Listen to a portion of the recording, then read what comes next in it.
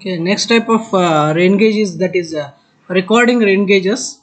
Okay, recording gauges are devices or instruments used to measuring the rainfall at a place.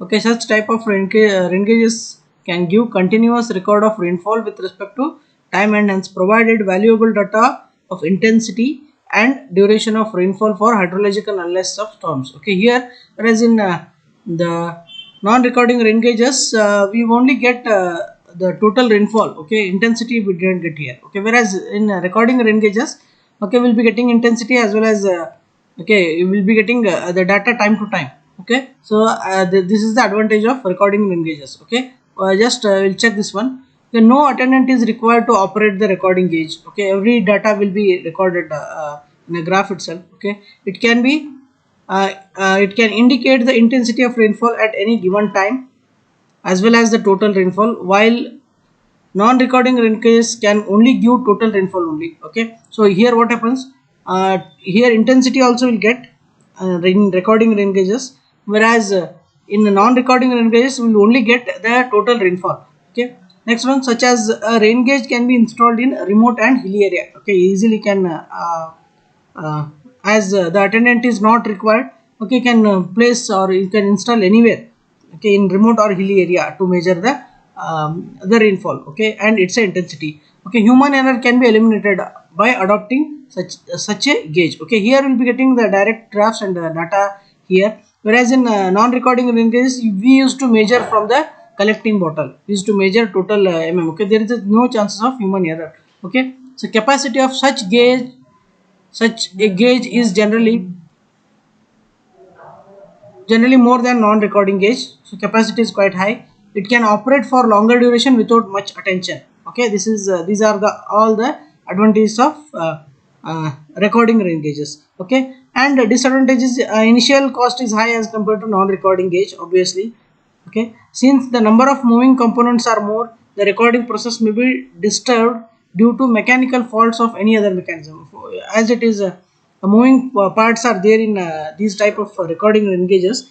If there is a mechanical failure, you may not get proper data. Okay, so these are the only two advantages. Okay, but we have a lot more advantages are there. We have only two disadvantages. Okay, so you can go for that. Okay, next one is a siphon type rain gauge. This is one of the example of uh, this one recording rain gauge. It is also known as float type rain gauge. Keep it in mind. Okay, it is known as float type rain gauge. It consists of 127 dia funnel provided on one side of top of a rectangular float chamber as shown in figure. As the water level rises in the chamber, the float also rises. The moment of this is transmitted onto a pen arm moving on the revolving chart. Okay, so here we have the arrangement.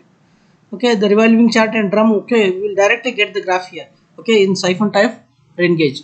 Here what happens, this is the arrangement of siphon type rain gauge. This is funnel. Whenever the rainfall occurs, okay, the water is collected here. This is the float. Okay, I think as the water rises, this float will rises. Okay, at certain distance. Okay, here this is a siphon. The recording arrangement will also be there. Okay, and the float rises. This is a rotating drum and graph here pinpoint. Okay, this is the graph arrangement. Okay, as the water increases, obviously here graph, the notification or the rainfall intensity is drawn on the graph. Okay, when it completes a cycle, okay, in that case again the water is emptied, the float is come to at the end, again this cycle continues. Okay, every record will be there on the graph. Now every data will be drawn on the graph itself. Okay, this is siphon type rain gauge. Okay, so here you can see first one, this is siphon rain gauge, float recording gauges. Okay, so this is a siphon arrangement are there, float and funnel. Here we'll be having funnel. Okay, whenever the rainfall occurs, okay, so data will be collected here. Okay, chart mounted, that is graph mounted here, and a pen is there, pen is collected. Okay, directly graph are drawn. So this is the another type of rain gauge, that is siphon rain gauge. Okay, Just go through this.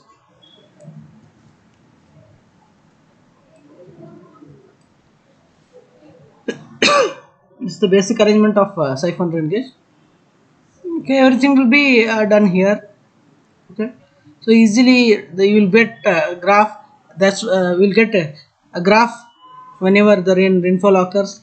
Whereas in the non-recording rain gauge, you need to measure.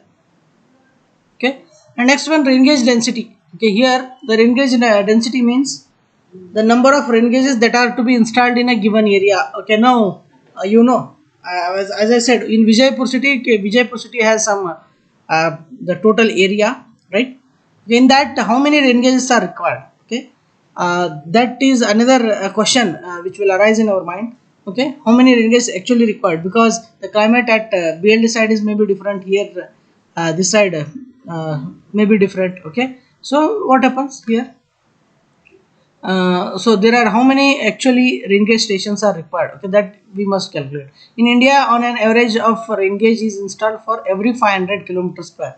Okay, one on an average one rain gauge is installed every 500 kilometers, whereas one station is installed for every 100 kilometers for developed countries.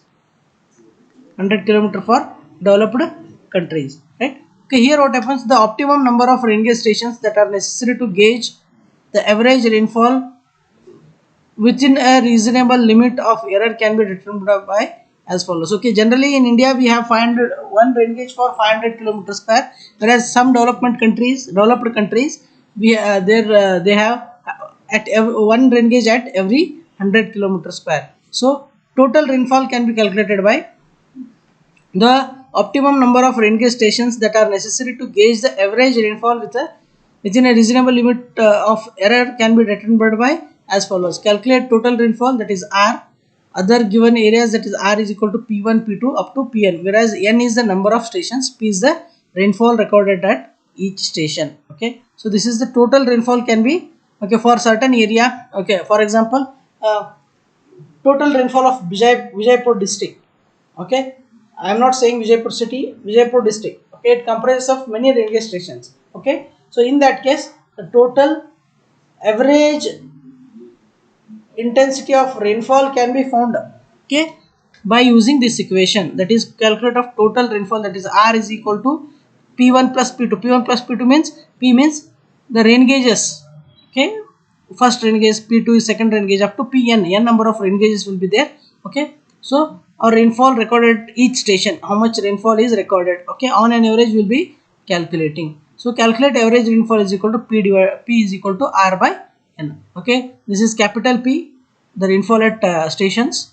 Total is total rainfall divided by how many number of stations are there. P is equal to R by N. In this way, we will be finding the rainfall intensity or that is average rainfall of a district or whatever the area specified. Okay, here it is. The standard deviations are also there. Okay, these equations will be using in different methods. Okay, here we have standard deviation formulas are there. Okay, just go through this and we'll use these in the further calculations. And average rainfall or over catchment area can be calculated by, okay, as I said, the Vijaypur city. Okay, here these many rain gauge stations are there. Okay, rain gauge station means we have 1, 2, 3, 4, 5, 6. These many stations are there. Okay, which are placed over here. Okay, and we are finding rain gauge of rainfall of this one. This area. Okay, this is Thison's polygon method. Okay, all we need is some time, and graphical representation is also there. Okay, I'll let you know how to calculate the rainfall or rainfall of this one. Total rainfall of stations, different stations bounded over a certain area by using Thison's polygon method. Okay, thank you. Next time we will discuss on this one.